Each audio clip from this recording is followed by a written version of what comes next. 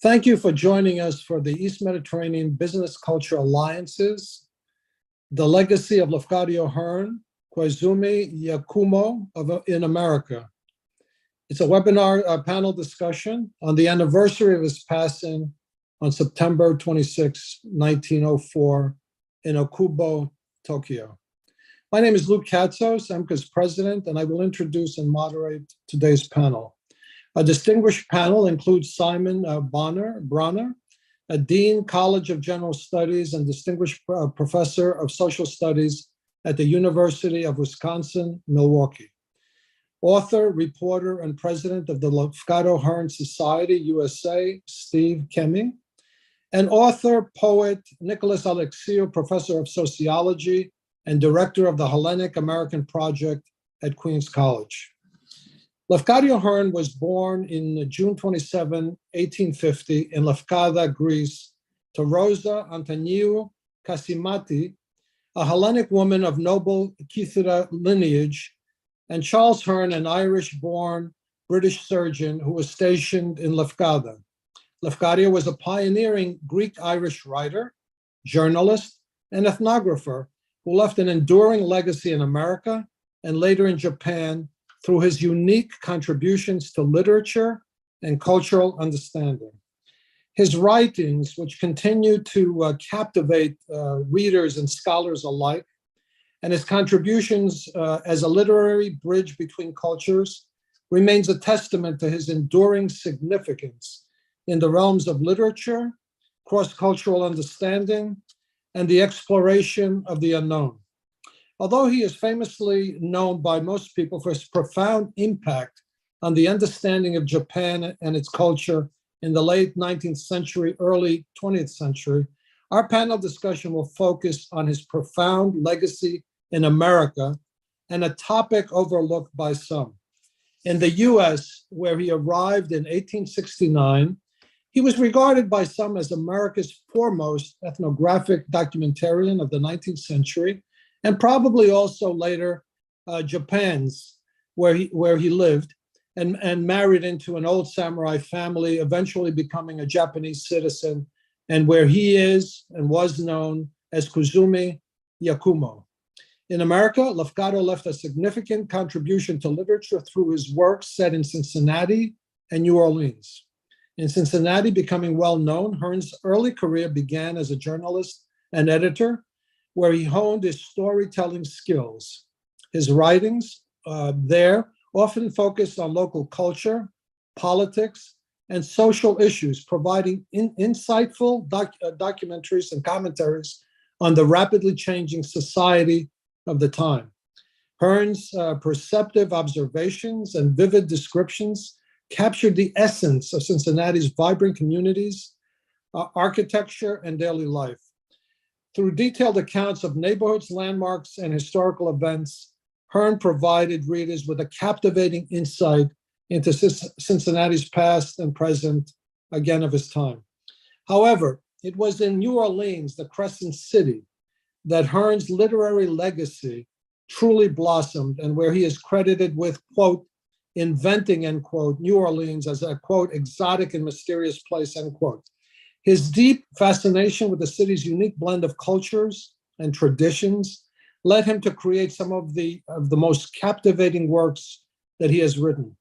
Through his keen observations, Hearn captured the mystique of New Orleans, its diverse population, and the intriguing customs that shape its identity. There he delved into the city's unique customs, voodoo traditions, and multicultural influences.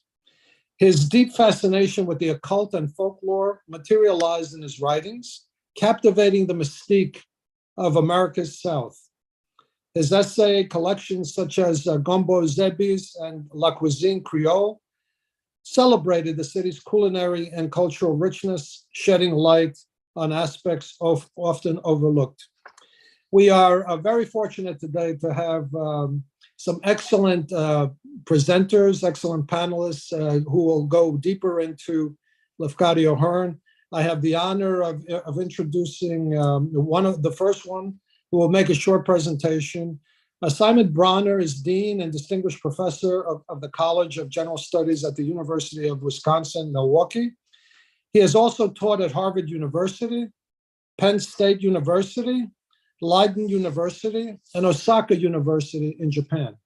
He is the author of Lafcadio Hearn's America and editor of 40 other books on folklore, literature, and cultural history. He is the recipient of the Lifetime Scholarly Achievement Award from the American Folklore Society. Welcome, Simon, and thank you for being with us today. Thank you for inviting me. I'll start with the presentation that just gives an overview of my perspective, as Lou has indicated, is from the point of view of folklore and my interest, particularly in Lafcadio Hearn, born of my time in Japan, of how this figure really helped shape as well as document American culture.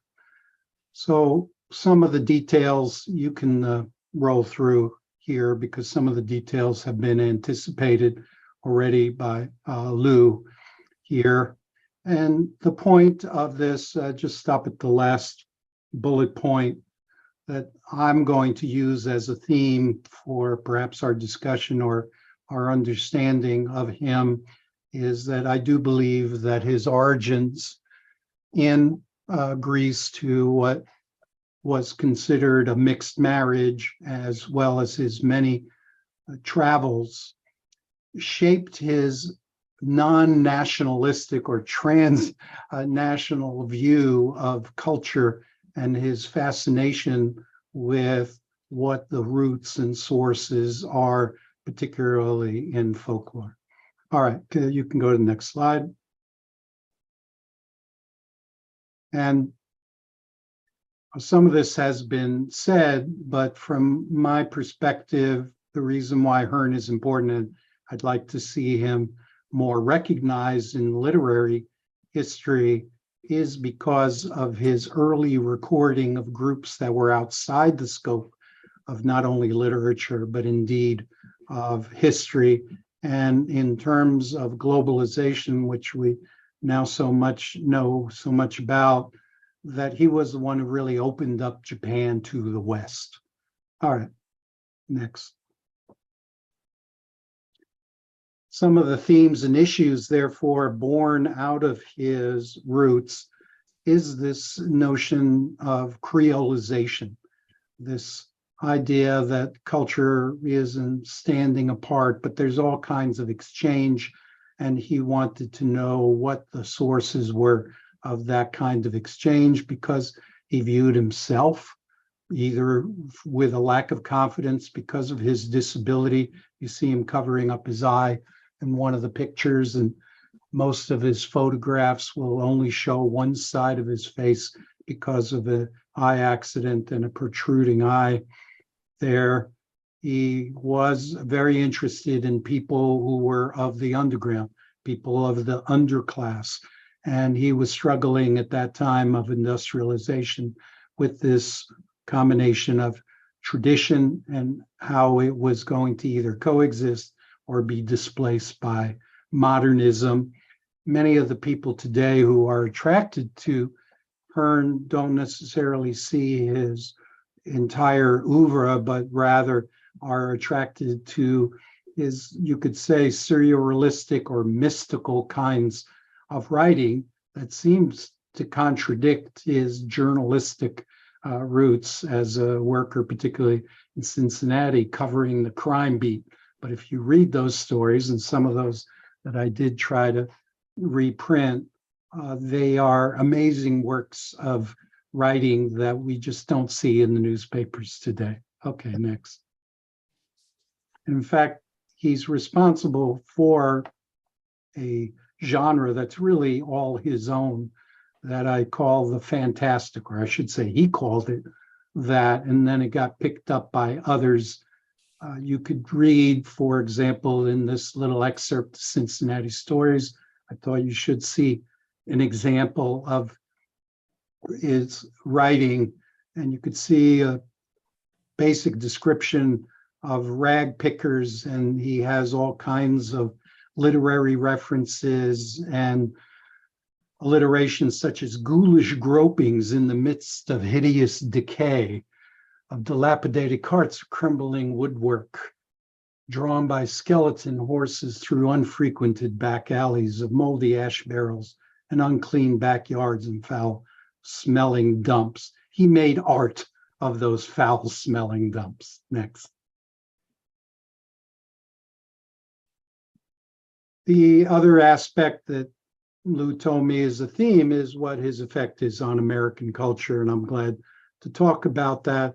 I think because of his not only transnationalism, but also his multilingualism, he was very much taken with slang. He was very much taken with the vernacular and its ability to express the hope as well as the spirit of these very rich subcultures. So, for example, in my book, I talk about his exercise on cheek. Seems like a very simple word to say someone's cheeky, but he claims that this is an Americanism that is also very much of the American frontier spirit of that time. Next. On New Orleans, as has been described, he was particularly drawn because New Orleans is a place even more so than Cincinnati, where Creoledom, as he called it, is a way of life. It is the norm. And he felt more at home, he said, in New Orleans, not only because of the weather. He talked about himself as being a reptile moving toward the sun, but also because of literally the rich gumbo of culture. And in fact, at one time he talked about gumbo folklore, and he did write for the Journal of American Folklore. So he had a scholarly side as well as a popular side. As he says here, Creoledom wakes up as slowly and cautiously as possible and has not fairly begun to enter upon the business of the day until the sun has warmed the streets. Next. Even before he went to Japan, he was fascinated with Asian folklore because it was the exotic, and he kept on in his travels from Europe to America to Asia in search of the exotic. And he was attracted to Chinese ghosts, even though he was not in China, because of stories that he was able to read and then rewrote to actually bring out, especially, as he says, the splendid majesty the east threw upon high gates of gold for the coming of the sun. You see again the sun and warmth idea that I also wonder if that was also drawn from his Mediterranean roots as well. Next. His opportunity to go to Japan, originally on a newspaper assignment that did not pan out. And then he was stuck in Japan and tried to make the most of it by teaching and by writing occasionally as he could on as a trailer. Was especially poignant, as Lou said, his entry into a family, and at that time, very few Westerners within Japan, even though Japan was modernizing. So he was seeing, unlike earlier, where tradition and modernity were already in the process of being displaced. In Japan, it was just happening then. It was called the Meiji Revolution, the attempt to modernize Japan at that time. And you can see his writing, even though the heart is breaking, it is a social duty to smile bravely. On the other hand, to look serious or unhappy is rude, because this may cause anxiety and pain to those who love us. It is likewise foolish, since it may excite unkindly curiosity on the part of those who love us not. So a simple thing like a smile gets pages and pages of commentary that I think are insightful, especially now as an ethnographer myself for the study of human behavior and what its symbolic communication is. He was doing that without a discipline, so to speak, in the 19th century. Next.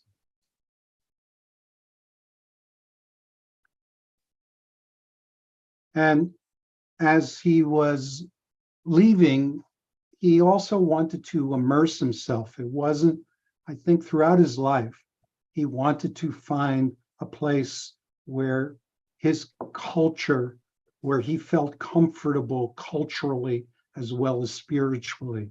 Japan probably came closest to that, but even then, he was the outsider, as the gaijin, as the person who spoke a very broken Japanese, according to reports. And you see the kind of writing he has here about Japan in very glowing terms, rather than some of the colonialist kind of writing that talked about the Japanese as somehow backward and bound by tradition. It was a land where sky and earth so strangely intermingle that what is reality may not be distinguished from what is illusion, that all seems a mirage about to vanish. Next.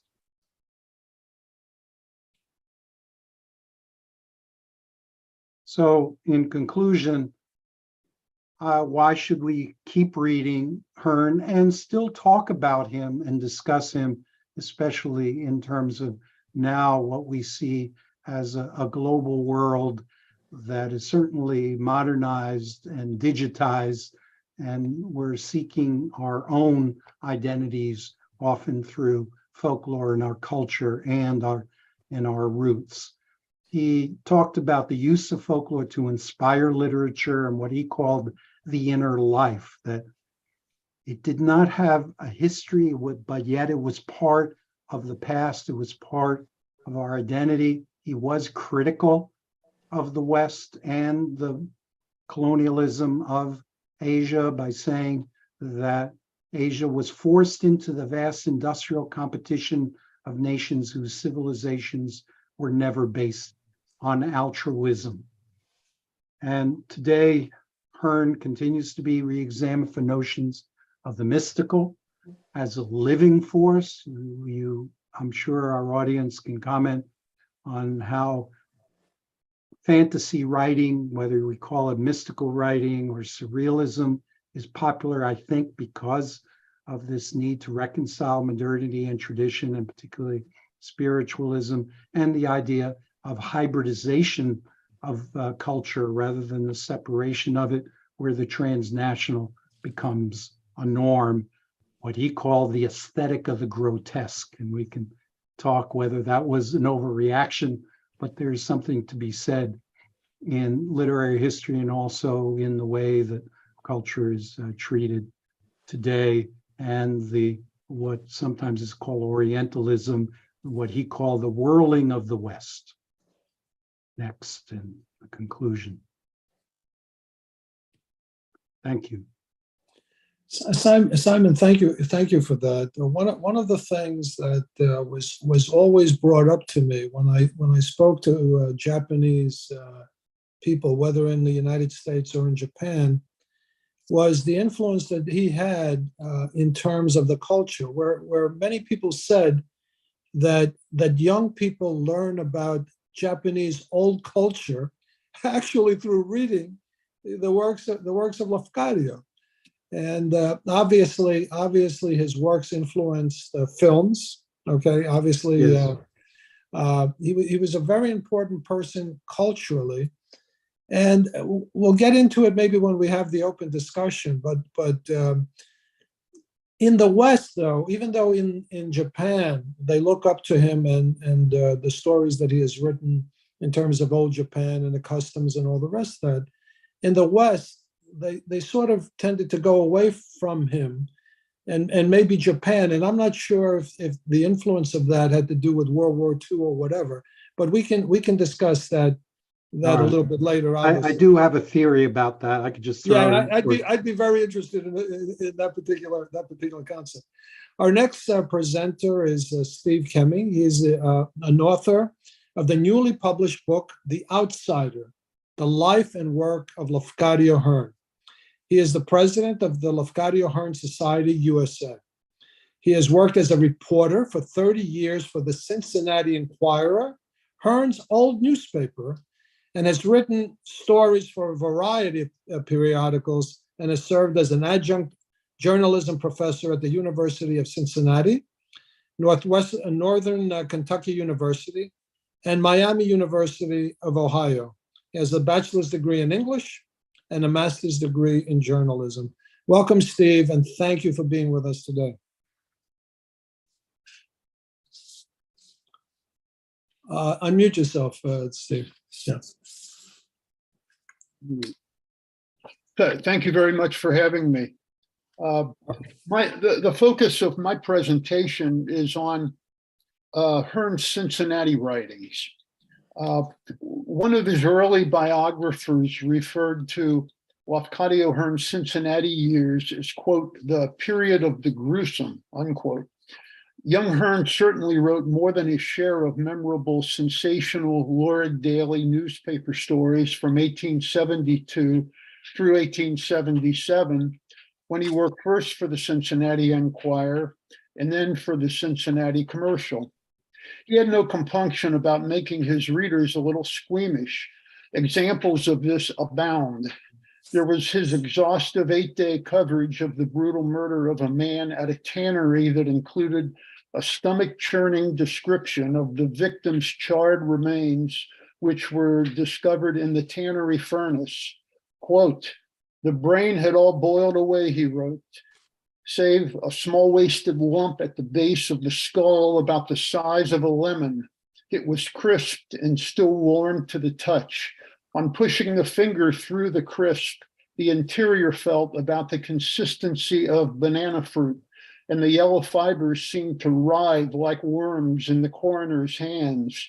And he continued in that vein for about three or four more paragraphs. There was his heartrending story about a woman killing her 2-year-old daughter by slashing her throat with a piece of glass, and then as the child bled to death, unsuccessfully attempted to take her own life. In another story, he wrote about the botched hanging of a 19-year-old man convicted of murder.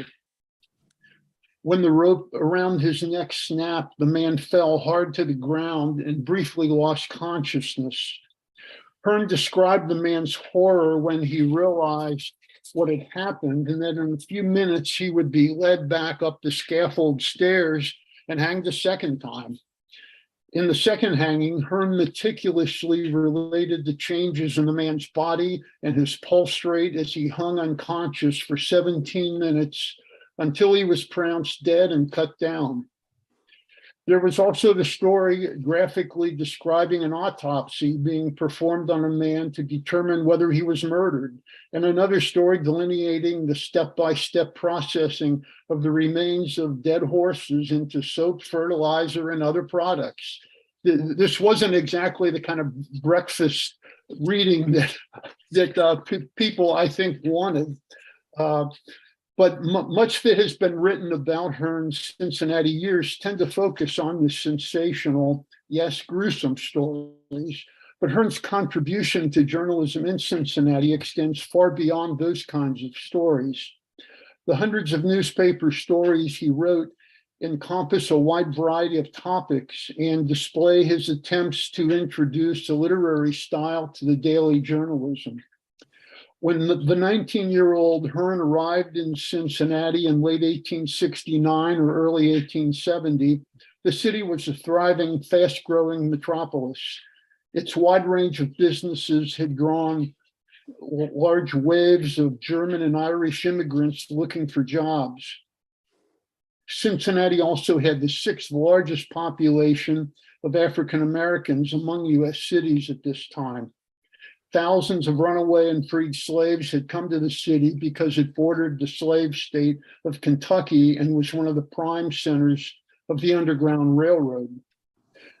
Some of Hearn's best writing in Cincinnati concerns the living conditions and the culture of African Americans. His natural empathy for the underdog and his status as an outsider in Ireland and in America caused him to sympathize with the Black plight. He grew to know them more personally and intimately than the vast majority of white people did. He explored the places where they lived and visited the venues where they socialized. His stories about them could appear patronizing at times, but generally they presented Blacks in their individual humanity and showed an appreciation for their culture and for their courage in coping with poverty and racism. Hearn was one of the very few white people who were welcome at bars and dance halls where Blacks congregated. He wrote down the lyrics of many of the songs he heard African Americans singing at these places near the riverfront and included them in some of his newspaper stories. In a Cincinnati commercial story on March 17, 1876, Hearn captures the joyous atmosphere of a popular dance hall in the Black neighborhood called Bucktown.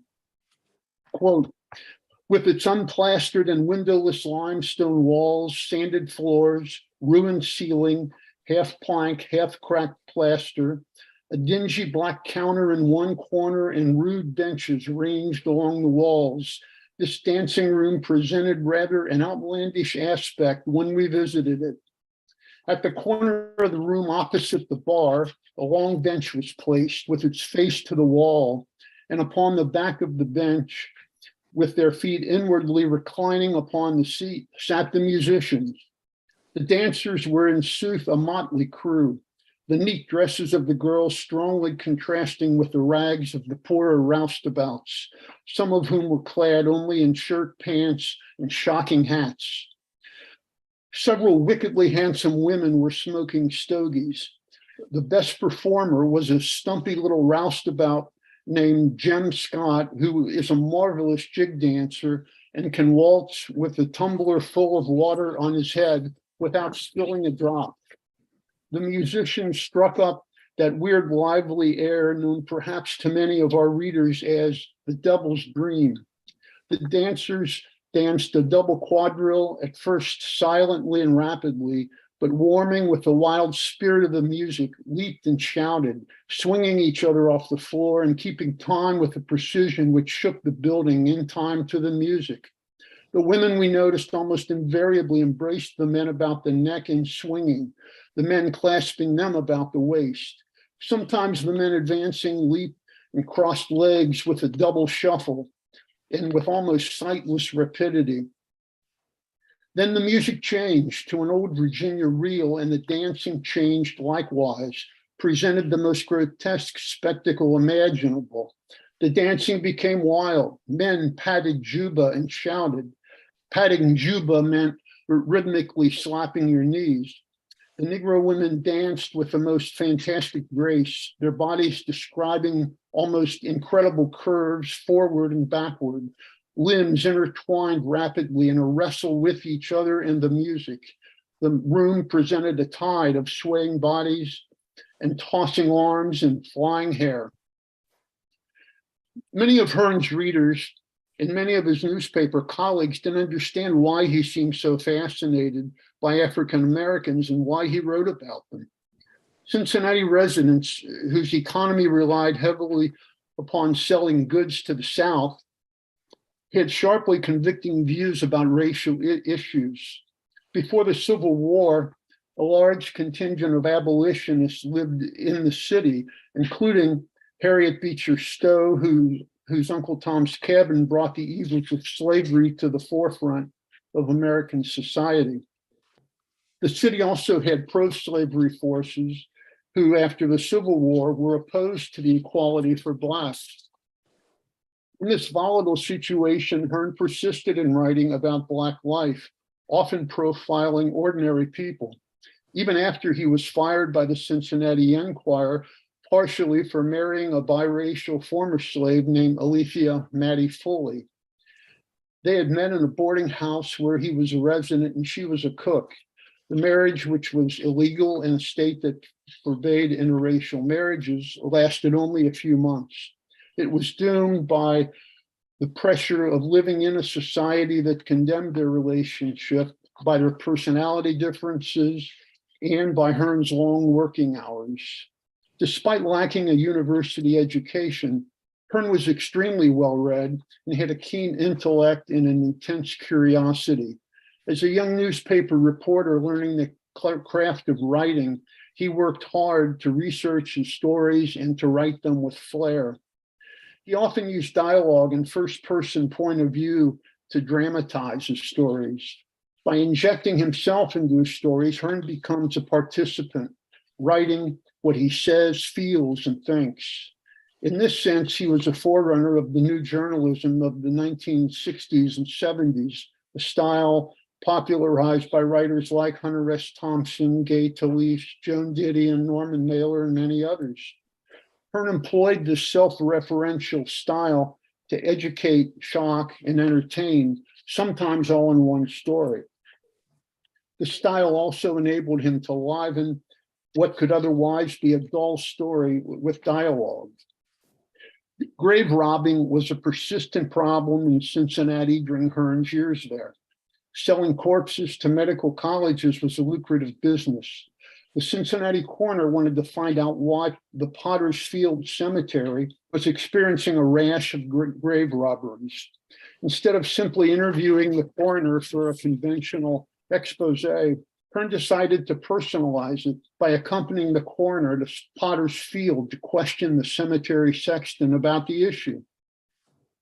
The sexton admitted to them that he didn't report body thefts to authorities and that he didn't give receipts for bodies received at the cemetery.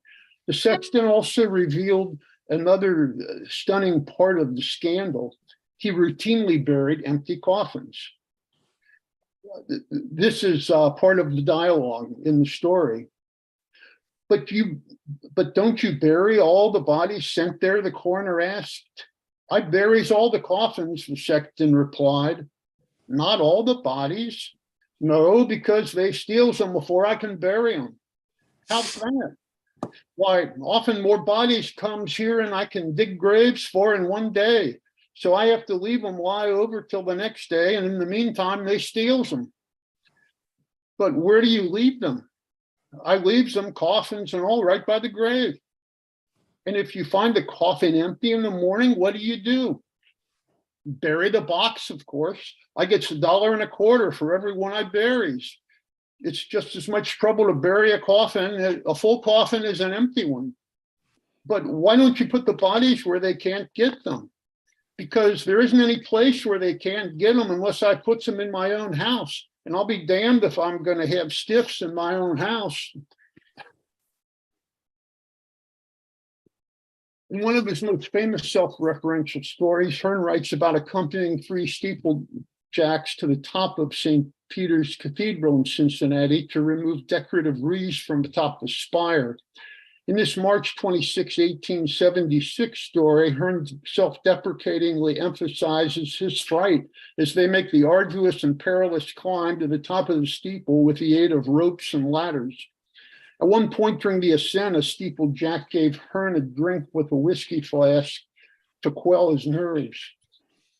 Tied to the lightning rod by cords, Hearn sat on top of the cross, rested his feet on its northern arm, and enjoyed the panoramic view.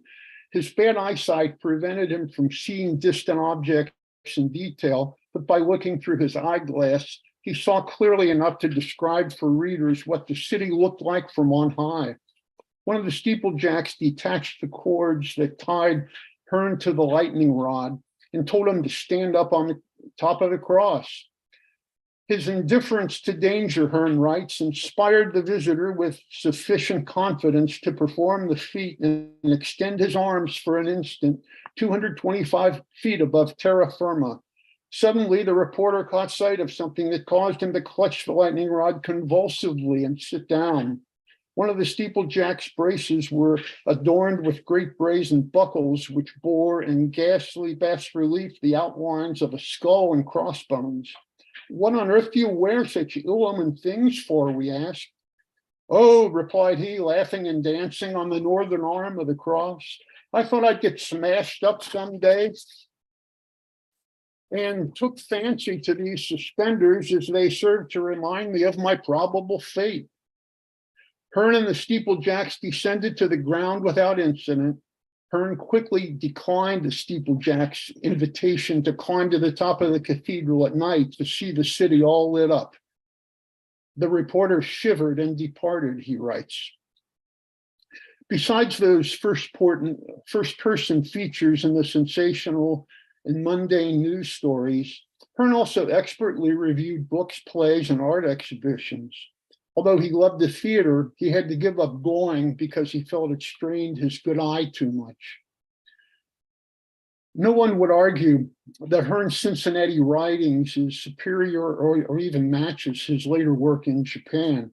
But thinking of Hearn's most notable Cincinnati writing as being limited to his gory crime stories underestimates both the breadth and the quality of his stories in those early years of his career. Thank you. Thank you so much, Steve. The title of your book is The Outsider, okay? And you obviously picked it for a particular reason. Can you just elaborate just a little on that? Well, actually, the title was chosen by my editors there. I had a working title called From Gore to Ghosts, The Strange Literary Odyssey of Lafcadio Hearn. The editor felt The Outsider really summed up Hearn's life in a succinct way, and I agreed. I felt that was a good title because he certainly was an outsider in every aspect of his life, every place he went. There's no doubt about that. Thank you so much for that, Steve. Great presentation. Our next panelist is Professor Nicholas Alexiou. Nico was born in Volos, Greece, where he studied economics. He has taught in the Department of Sociology at Queen's College, CUNY, since 1990, and he has received the President's Award for Excellence in Teaching. His fields of interest are social and political sociology, ethnic studies, and research. He has established the first archive, library, museum for the Greeks of New York, and he is the director of research of the Hellenic American Project, also known as HAP, H-A-P, at Queen's College. Also, Nico is a contemporary poet, and he is the author of 6 books of poetry, and many of his poems have been published in Hellenic and American journals and anthologies. He is a member of the Greek Authors Association based in Greece, and he is the president of the Greek American Writers Guild Association in New York. He's also a director of the East Mediterranean Business Cultural Alliance. Welcome, Nico, and thank you for being with us today. Thank you very much for the invitation. And I'm deeply honored and glad to be in such a panel with distinguished speakers like Simon Bronner and Steve Kemme. Thank you very much for accepting this invitation by EMBCA and Lou. Of course, I would like to hear more how we can become members of the International Lafcadio Hearn Society, since here in New York and at HAP we have a society on Lafcadio Hearn Society, and very often in our book club with the Greek writers here, we read books by Hearn. So we would like to be involved more, and perhaps we can have a chance to invite you here in New York, both of you, at different times, and have to present your books and talk more about Lafcadio Hearn, since there are some societies here, like the Ionian Cultural Society, people from the Ionian Islands, not only from Lefkas, but also from Cephalonia, who support the Lafcadio Hearn Society. Konstantine, I will focus on things that you already said, better, of course, and I'll add a few more other things.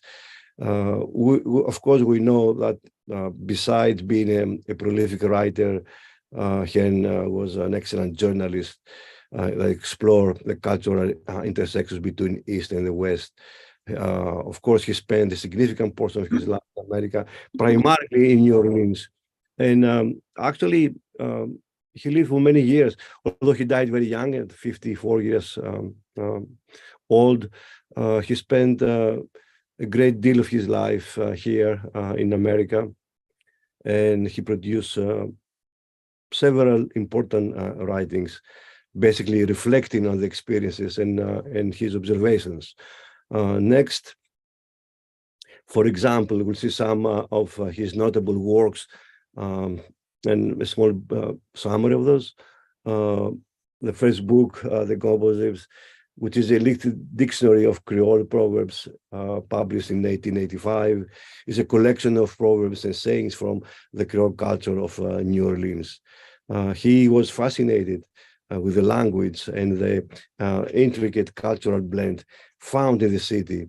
And this is very evident in this book. He explores the linguistic and cultural influences that shape the unique Creole dialect. Next. A remarkable book, Cita, A Memory of Last Island, in 1889, a little before he sails for Japan.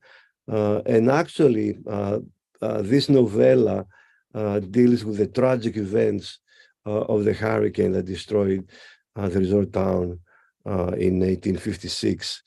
Hearn's writings captures the devastation and human struggles caused by the disaster, while also reflecting his fascination with the supernatural and the mysterious. And again, you see how contemporary this book can be with the disasters that we have in our days because of climate crisis, especially for us in Greece, that a great part of the country suffered unprecedented disasters, especially my hometown Volos and the whole area of Thessaly. It is still underwater 3 weeks after the huge flood we had. Next. Yuma was a story of a West Indian slave, again in 1889, exploration of the life of a mixed race woman. And Kemme was, Steve was kind enough to, to provide this wonderful reading and make some references to the illegality to deal with African Americans. And this novella, it is an exploration of racial issues. He portrays the complexities of race, of identities and social hierarchies. Of course, love and cultural classes, of course, right? Next, Constantina. The 2 years in the French West Indies, he shares his experiences during his time in the French West Indies, specifically in Martinique and Guadeloupe as a correspondent.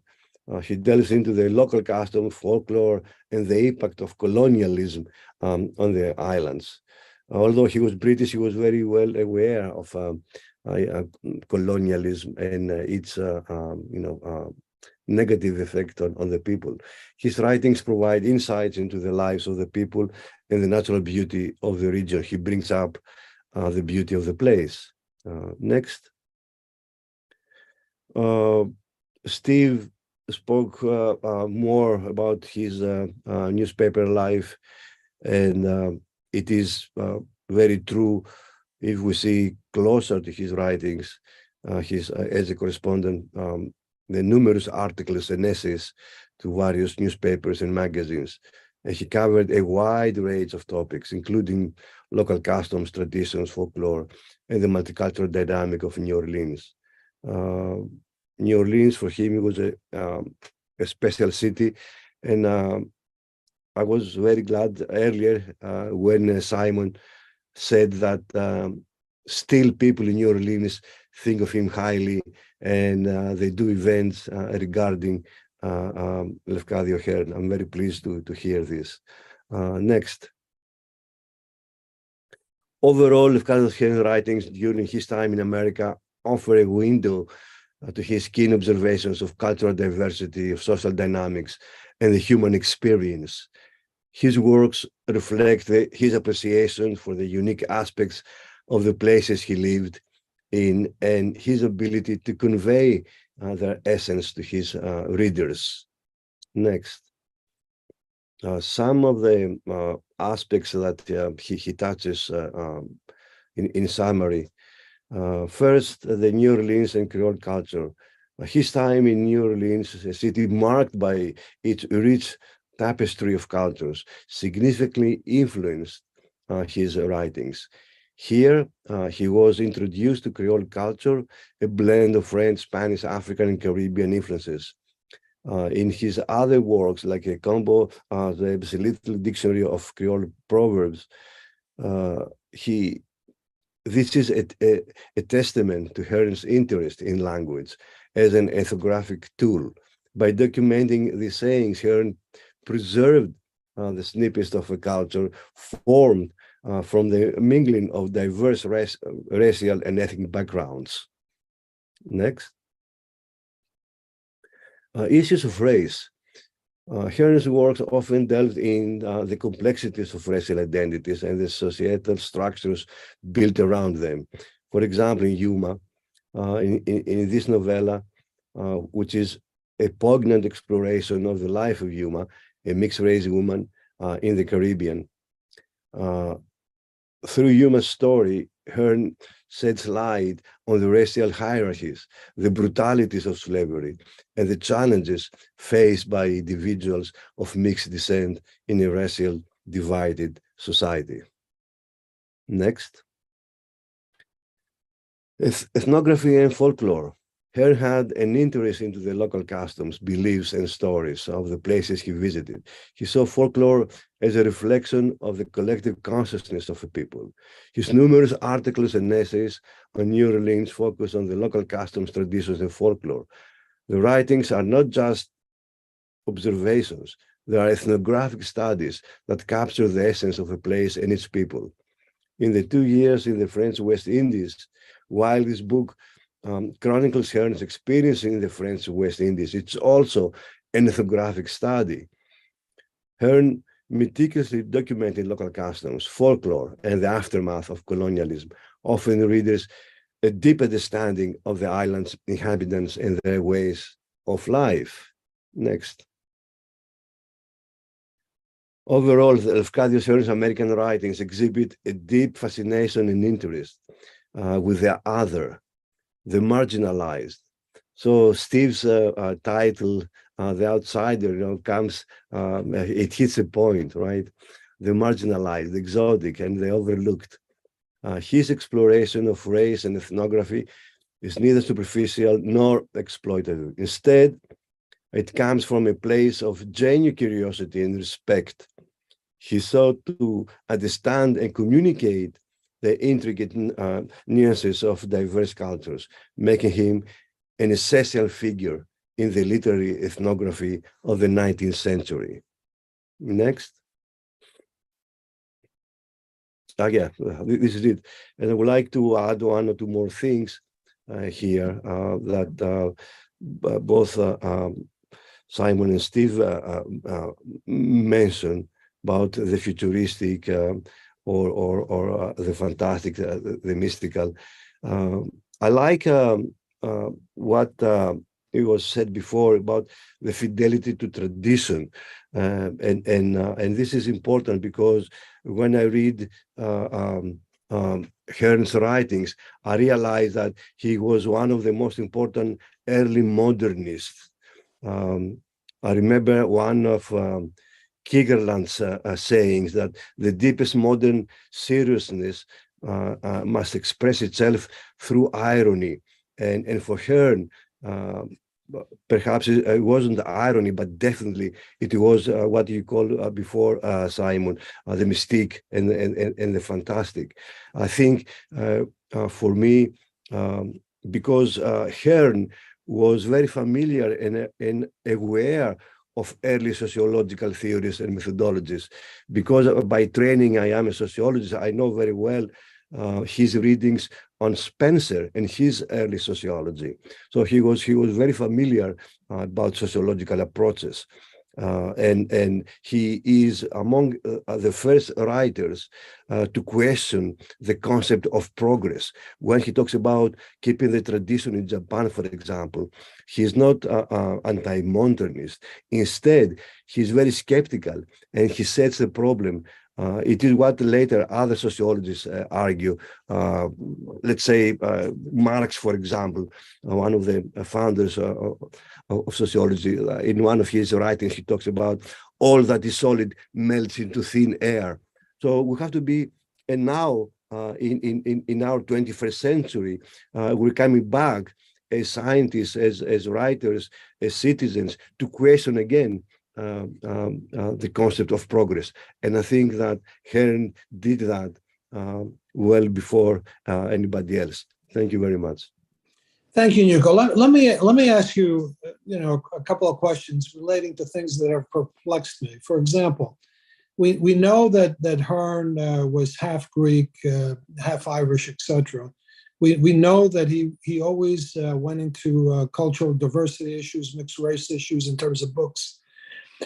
What about the Hellenism in Hearn? In other words, when you read material about him, they say that he spoke the Hellenic language, but there's nothing that indicates that in my mind. Also, obviously within New Orleans, there was a Hellenic community at that particular time, certainly in the aftermath of the Civil War and all the rest of that. You had a lot of Greek merchants, for example, in New Orleans. They formed the first Greek church, etc. Why did Hearn not focus in any way on a culture that he was also born into? That always surprised me, and maybe it relates to other issues which we can discuss again now that we're having this open panel discussion. Yeah. Can you just address the Hellenic aspect of Hearn, which almost doesn't seem to exist in my mind? I could be wrong. Well, definitely he was very well aware, and as both Simon and Steve mentioned before, although he never had an academic degree, he was very well read. And in Japan, he talked about ancient Greek philosophy and writings. He wrote a book also about the traditions of ancient Greeks. I think it's complicated. First of all, he was from the Seven Islands, right? From the Ionian Islands. That wasn't exactly Greek at the time he was born. It was a British tradition, maybe the Venetian. So it wasn't Greek as we understand it, let's say, in the Peloponnese of that time. It was a different Greekness there. And another issue that I think it plays a significant role, it was the schism, the psychological issue he had, if he had, but this is my reading, about the relationship of his father and mother. As you know, he was very early separated from his mother. So his Greekness comes as a memory and as a trauma. And in some readings, when he describes Greece, he's very fond of, and he's very romantic, mixing the place with the motherhood. So I think it is not only the social and political issues involved, but also the psychological issues with separation of his mother. And then how his family, when he went back to Ireland, was strict and anti-Greek, let's say, against the mother. So that created a lot of esoteric conflicts to bring up openly the Greekness. And I think through his meeting with a marginalized society here in America first, with the African American, he realized that. I think he identified himself with the separation, with exclusion, and later in Japan. That's why he was a citizen of the world, and he was able to mix West and East because of his experience from early age. Yes. Thank you so much for that. And we will discuss the various aspects of his life and how he was abandoned, whether it was by his mother, his father, his aunt, his aunt's relative, whatever. In Cincinnati, I think when he came into Cincinnati, one of the relatives gave him like $5 and said, "Hey, do your thing, right? Right, Steve." When he went to Cincinnati, I guess he just had $5 and he was living in the street from what I got out of the. That's right.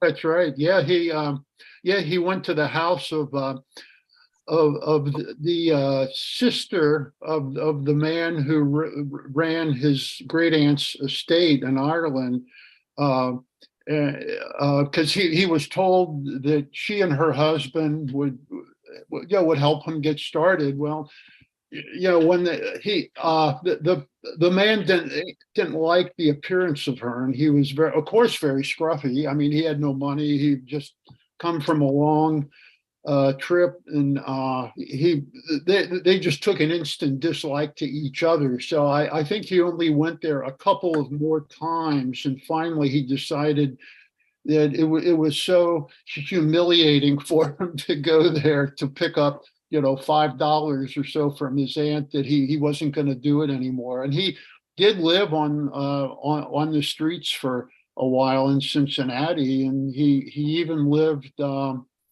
He lived in a hayloft for a while too, with the horses sleeping in their stables beneath him. Yeah, no, you're absolutely right, Simon. We discussed something earlier, and that had to do with Japan, basically. And if you can, just give us your thoughts on why Hearn, in some ways, was forgotten, in particular by the West, in a Japan that he basically introduced to the West. So, what's your thoughts on that? Sure. I just want to give a PS to what Steve said of how he got himself on his feet, and that is that he became a transcriber, which is an occupation that we don't know today. Before the age of the photocopier, he would actually transcribe manuscripts, and this was his entree. But on the Japan business, something that was very crucial to his popularity in Japan is that his stories became rewritten as children's stories. So they were part of the childhoods of everyday Japanese. Whereas in the West, there was not the same kind of affinity with the supernatural and with ghosts. In many places, it would sound heretical, the kinds of stories that he would have in terms of Christianity, and also the gruesomeness, and you could say the social realism. It's fantastic, but as Steve said, some of the descriptions are very realistic and stomach churning. And I think that was part of the reason. And another factor is that his writing didn't fit very well into the popular literary genres of the time. It wasn't poetry. It wasn't a novel, so to speak. They were novellas, as Nicholas mentioned, but novellas that had a surrealistic kind of tone. They didn't have direct plots the way that we think of. The factor that came late was that a literary critic by the name of Malcolm Cowley helped popularize him by saying, this is really interesting work. So here's a case, Steve and Nicholas, where the literary critic can shape tastes, because he wasn't catching on. And his Malcolm Cowley's book, where he talks about this journalistic literature and how we should pay attention to it, was really the 1950s. I mean, it's really coming well after his time, but it did get some others to pay attention to him, even though I don't think he was considered a major writer. Now, in our time, there's something of a revival, because the Modern Library put out a volume in the modern library in a way defines what we read in literature. I wasn't totally happy with their selections that they made in that, and I think there's room for others, but there have been, and that I've reviewed, a number of new retellings of Lafcadio Hearn's work. Yeah. Very well said. I agree 100%. And if you permit me to add one more aspect of sociological interest, maybe Hearn was British, but wasn't exactly an Anglo-Saxon. And one of the reasons why he wasn't widely read here in America is particularly that. It's a very popular book that I use in my courses when the Irish became white. So it was years, it took them more than 100 years to be accepted by the Anglo-Saxonic, by the WASPs here in the United States. So this is also a very important factor why he was marginalized. And at the time of his writings, there are sketches in mainstream newspapers, the Times and other magazines. The Irish were portrayed as monkeys or other very degrading issues. So it was very hard to be accepted. So that's why he was identified with the subcultures of the African. Nico, you make me laugh when you bring that up, because it reminds me of other articles of when the Greeks became white. Yes, you know what I'm saying. So this is kind of humorous. Yeah. About Stephen Simon, some of the things that you read, in other words, his writings, are extremely precise. Okay, the way he visualizes things and the way he sees things are very different than most of us. Did it relate to his eyesight? In other words, did his eyesight affect how he went into details of things because he wanted to perceive certain things, because of the lack of having good eyesight, or am I wrong on this? Well, there is a psychological theory that I do talk about that was reported in a couple of the letters of why he seemed odd, because when he would meet someone or go into a place, he would, if you will, break the social space that we usually have between each other, because he wanted to look very closely, and people felt actually invaded, if you will, because there was talk of him actually looking at your face by getting his eye right up to it. And he also talked about that with maybe one of the articles that has not been reprinted about his visit to the brothels. Tell us about that. What about that? Well, did he go into detail again? No, he didn't talk about his sexual exploits. No, I don't mean but he that. talked about getting up close to them and observing them and getting his eye right up against their bodies. So the point is that this gives, if you will, an insect's view. And he also related very much to the insect, by the way, as an animal. Yeah. Tell us about that, because there's been writings about that, about his analysis on the insects. What was that about?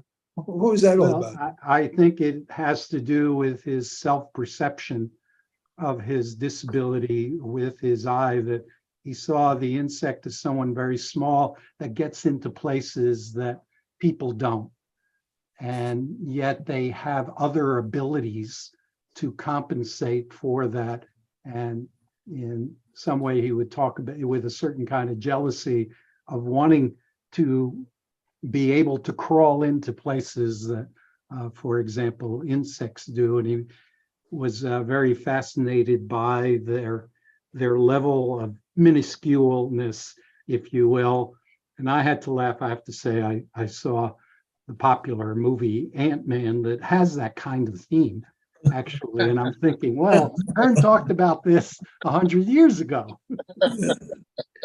Can any of you discuss or describe how he introduced sort of like cartoons into newspaper reporting or his, I don't know, woodcuts or whatever he did? Yeah, if you guys can. Well, in Cincinnati, his story about the tan-yard murder, the first story he wrote had illustrations. One was by the artist Henry Farney, who went on to become a pretty notable artist, and also Frank Duveneck. And then Hearn himself did an illustration of the remains of the victim's body, and all three were in this newspaper, and which was very unusual for that time. You know, that was around 1875, and even then, Hearn was very interested in drawing. He would. His great friend from Cincinnati, Henry Watkin, the printer, who really helped lift him up off the streets and get him started in the printing profession. He did a lot to help Hearn learn about various aspects of literature and philosophy that that he didn't know about. And Hearn would actually write notes to him when he would stop by his printing place and Watkin wouldn't be there. He would write some note saying the Raven, meaning himself, had to get his feathers clipped. He had to get his hair cut, and he'd draw a raven because Watkin had given him that nickname because Hearn loved Edgar Allan Poe so much. So he always had this affinity for art and for illustrations. So the name of the Raven, just for the audience, I guess, was what he was referred to in many cases, correct? Yes. Yeah. Yeah, because he saw himself as grotesque looking, even though the photos and the illustrations I saw, he doesn't look bad, but of course I've never had the chance to meet him. Well, there was one, actually a couple of stories he wrote in the Enquirer where he referred to himself as the dismal man. Now, his affinity for other cultures, which had to do with a marriage, let's say, to a Black woman, and then later to a Japanese woman. What was that all about? Was that to be accepted by another, the other? Or what was that about, Nico, in your mind? Yes, definitely. As I said, because of his Irish background or the Greek background, he was marginalized, so he identified with the culture. And of course, as I said, because of his wide reading, he was a citizen of the world. He felt that he was multiculturalism, and this is what he did. He was a superb ethnographer, aware of sociological theories, aware of other cultures. And I think if you want to talk about the Greekness,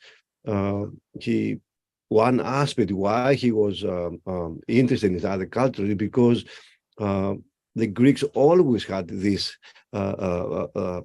inclination to study the other. So I think that comes also from this tradition of his Greek background. And also from memory, I think he had an aversion to being pushed in terms of certain religions. Okay, he was baptized Greek Orthodox. His father was obviously a Protestant. His aunt was a converted Roman Catholic. He did have issues with the schools that he was sent to, the Jesuit schools, and all the rest of that. So obviously, organized religion became problematic for him. And I think, correct me if I'm wrong, Steve, but one of the reasons why he was fired, besides marrying the African American woman, had to do also with aspects of his antithesis, or not promoting or even caring about organized religion. Was that also a problem in Cincinnati? Sure. Yeah. It was. There was one story. He was assigned by his editors at the Cincinnati Enquirer to write, and it was to introduce people to some of the more prominent ministers, rabbis, Catholic priests of the area. So he really didn't want to do it, and he even in his first paragraphs in the story, he tells how he's really not the right person to be writing about these religious people. And he went on, instead of the conventional story, he made up certain titles like the best sermonizer, the most handsome, and he went on with these like it was some kind of beauty contest or something. I imagine he was trying to be sarcastic, and that's why I guess they got ticked off at him in Cincinnati. Lou, Yeah. Nicholas also made a good point about his mother's ethnic background, which is somewhat of a mystery. And in fact, we know a lot more about Charles Hearn than we know about his mother. And part of the report, which is probably more in the form of anecdotes than any official kind of documentation, is that she herself was dark-skinned. There were rumors too that she had Roma in her ancestry as well.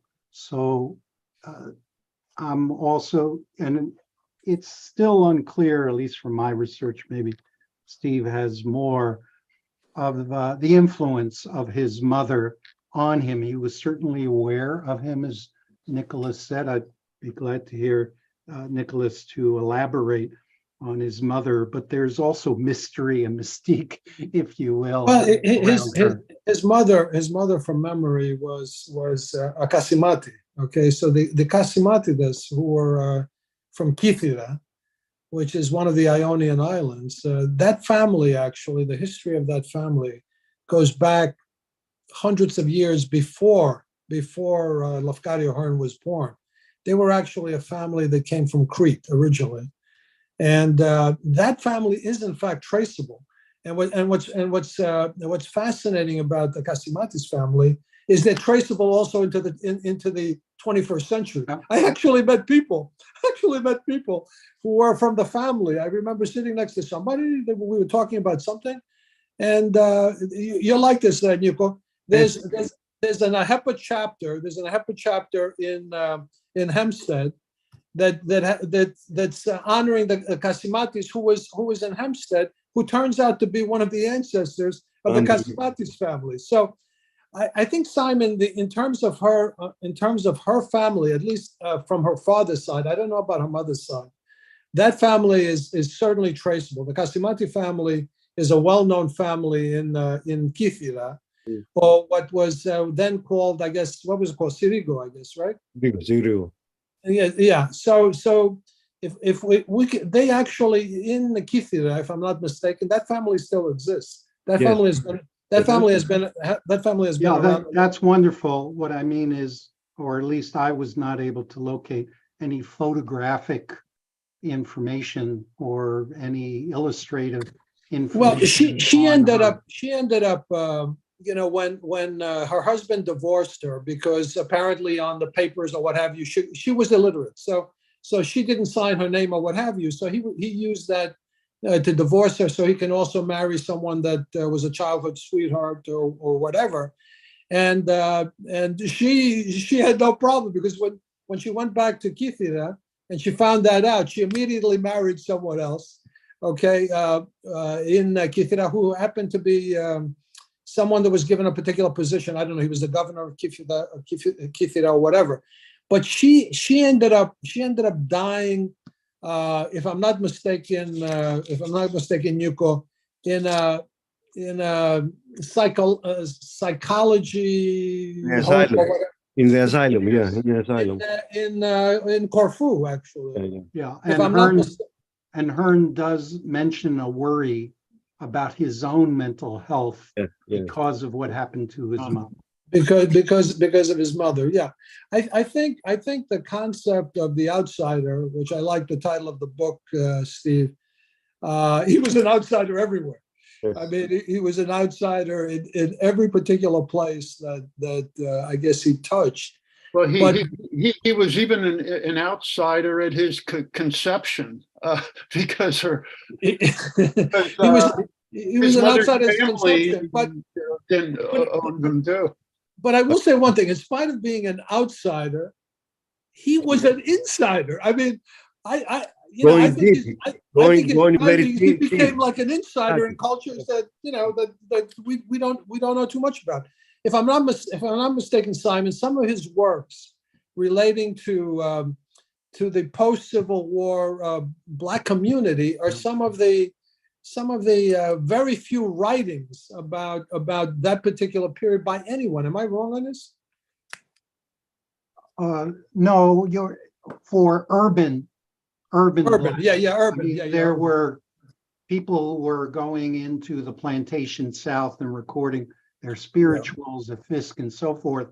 But what made it unique was talking about this free urban population and the growth of ghettos, but also of what we think of as the secular Black culture, because while there were recordings of spirituals and documentation of that, he was recording or documenting, I should say, secular songs. Juba was mentioned by Nico, for example, and there were many others that ethnomusicologists today go back to and find very valuable, because it was really only in the 20th century that field collection by then the Archive of Folk Song of the Library of Congress, with famous people like John Lomax and John Work, would go out into those places. In terms of more modern thought processes like reparations, for example, he is credited, I think, with being involved or helping someone, at least from his writings, someone who actually was able to get reparations from people who actually, she was freed and apparently she was taken again into slavery. And she did, in fact, go to the court, and did eventually get reparations on the basis of Lafcadio Hearn's writings. Am I wrong on that? Steve could probably say more about that. I think that's true. You're right. Yeah. Cincinnati was really a border city with all these kinds of back and forth tensions. Yeah. Now, the other thing is in Japan, when he died, apparently, let's just talk about this. He actually taught, I guess, literature at what became Tokyo University, or Yes. Yeah, and what amazed me was when he died, that most of the people from the West who were in fact in Japan did not attend his funeral. They avoided his funeral, but in fact, most of the people that were there, and from what I remember, there were hundreds, if not thousands, of people there at his death. Is that correct, or am I reading it incorrectly? Well, I can't say that I have a lot of information on his funeral, but in fact, he was fired from that job for being a Westerner. So here's, again, he's critical of the West. He's trying to become Japanese, but he's identified during the tension of the Japan with the Russo-Japanese war that was going on at the time.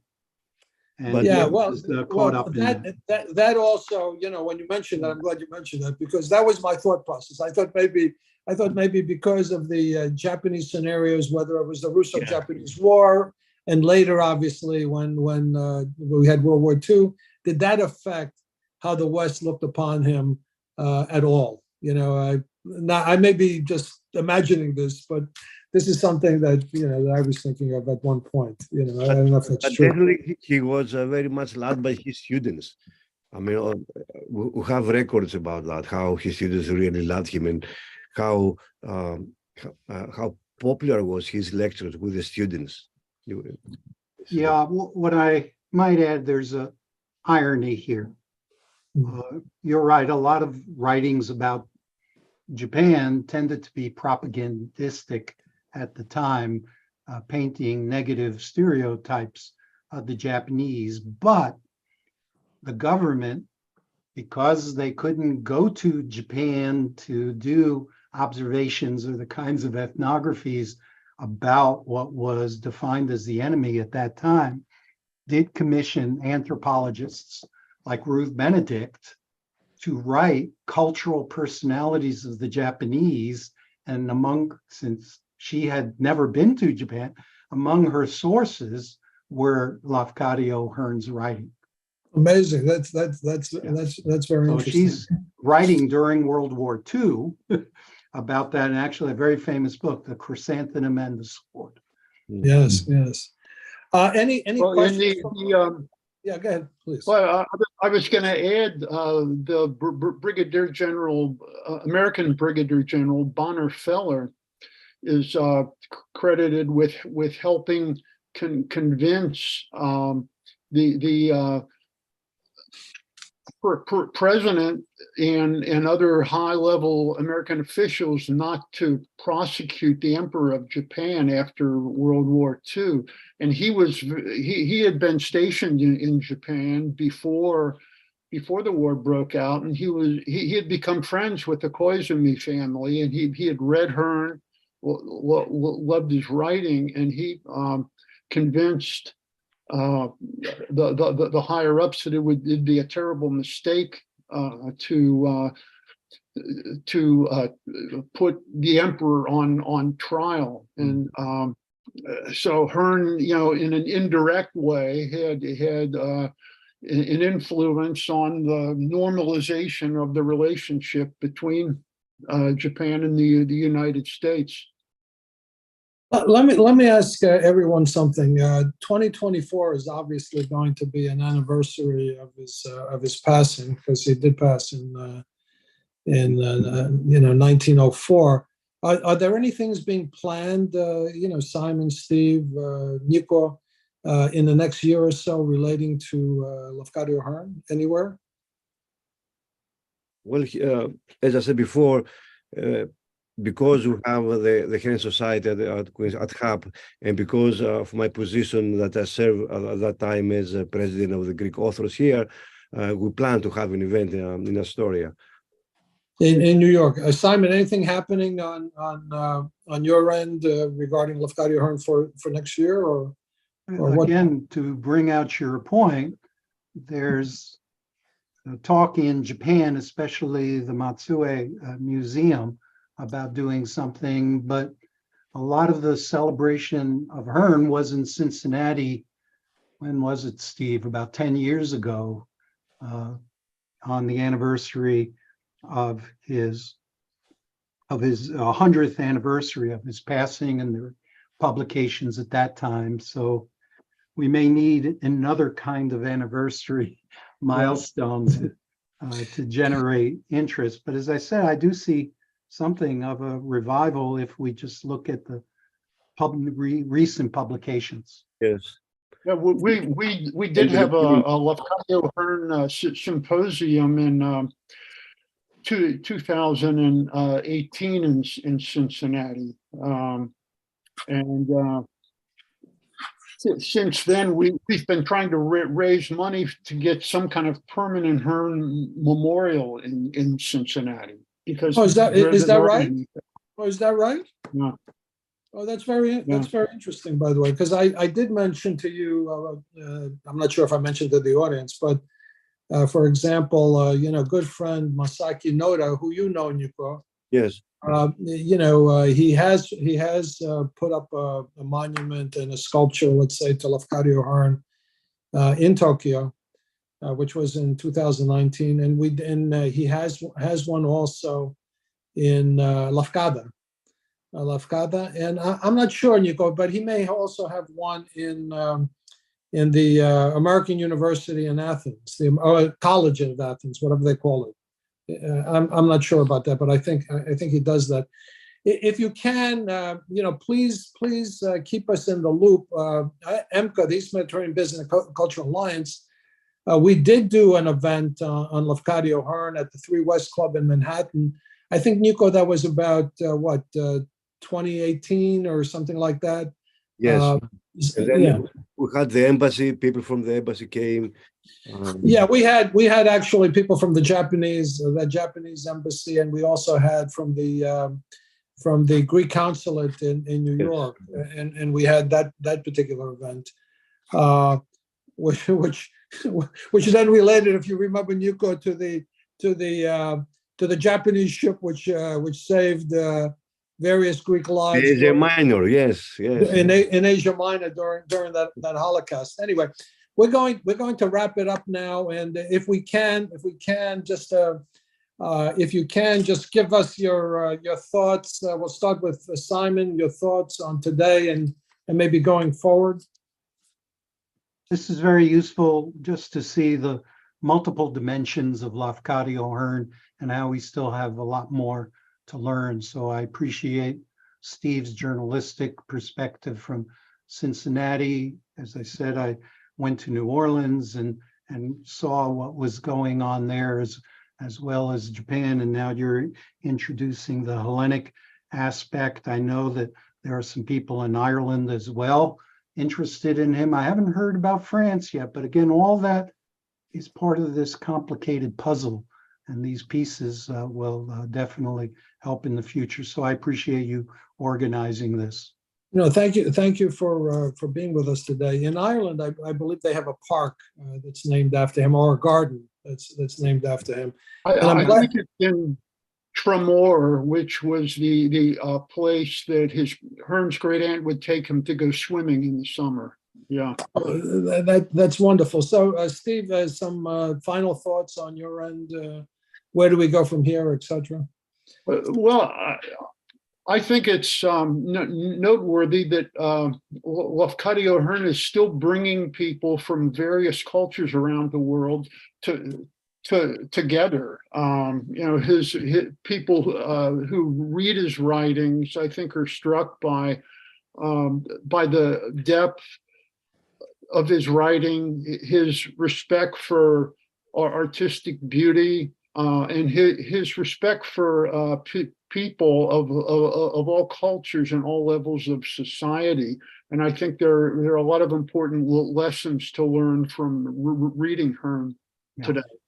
Thank you so much, Steve. And Steve and Simon, if you guys are ever in New York, please, we'd love to host you. Just let us know if you're passing by or through here. And well, I would, and especially I like to hear about this Historia conference because my sister lives in Great Neck, so I have a place to stay. Oh, excellent. Okay, so we're planning something going forward. I love this. Yes. Nico, some of your thoughts, going forward and today. Yeah, thank you very much. That was a great panel, and give us an opportunity to think again. And for me, besides his literature, for me, that he was an early ethnographer, as you said, being an outsider, but also having the ability to go deep to the core of things. This is the epitome of a researcher. So when we see Lafcadio Hearn, we see also a tremendous researcher doing all this research about issues of race, ethnicity, etc. Also, the symbolism that Simon mentioned. One of the major sociological perspectives is symbolic interaction, and then I think it gives me an opportunity to think more of him, how he deals with sociological issues, how he deals with sociological perspectives in order to produce this great literature. And for me, as I said before, he's a forerunner of modernism, because for me, modernism is reality. Modernism is realism. He manages to appreciate tradition, but also he has the courage to bring the new through the fantastic about issues of the future. And I think for me, this is the epitome of a modernist. Nico, thank you for that. I think also listening to all this, I think when we had certain events, we did obviously bring together also the Japanese community. But I think going forward, Nico and everybody who's on the panel, I think there's a lot to be said to also bring in the Black African American influence with regards to Lafcadio Hearn. I know many people do not like others to write about them, but I think that Nico, we do have professors at City College, Black Studies, etc., at the university level that we've done many events with. That I think it's time for the outsider to start bringing us all together Yes. on a multi-ethnic, multinational type level. So again, thank you everybody for being with us. Please to the panelists, keep in touch with us in terms of what you're doing regarding this particular issue, because it's of interest to us, obviously, and we want to continue it. Thank you to the audience for being with us today. Thank you all. Thank you, Simon. Thank you, Steve. Thank you. Thank you.